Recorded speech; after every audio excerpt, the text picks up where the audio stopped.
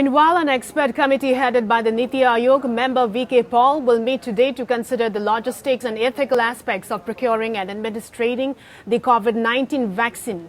This comes in the backdrop of Russia on Tuesday claiming that it has developed the world's first COVID vaccine, offering sustainable immunity against the coronavirus.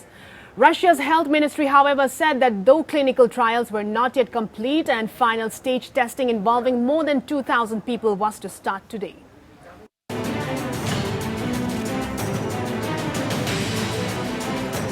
In India, the V.K. Paul Committee on Vaccine Administrations will engage with all stakeholders, including state government and the vaccine manufacturers, and its terms of reference include selecting suitable vaccines, their procurement and delivery, and the prioritizing groups to administer them.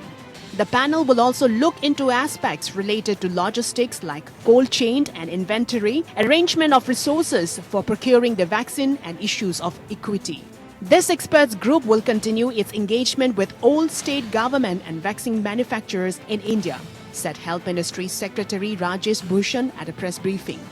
3 vaccine candidates are in different stages of human clinical trials in India. The phase 1 and 2 human clinical trials of 2 of them, developed indigenously by the Bharat Biotech in collaboration with the Indian Council of the Medical Research and Zydus Cadila Limited, are going on.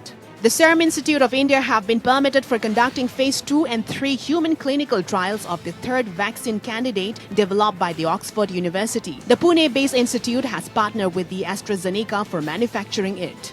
The Oxford vaccine is also undergoing final phase 3 trial in Brazil. The Serum Institute had said that it has entered into a new partnership with its International Vaccine Alliance, Gavi, and Bill and Melinda Gates Foundation to accelerate manufacturing and delivery up to 100 million doses of vaccines for India and other low and middle income countries. Bureau Report.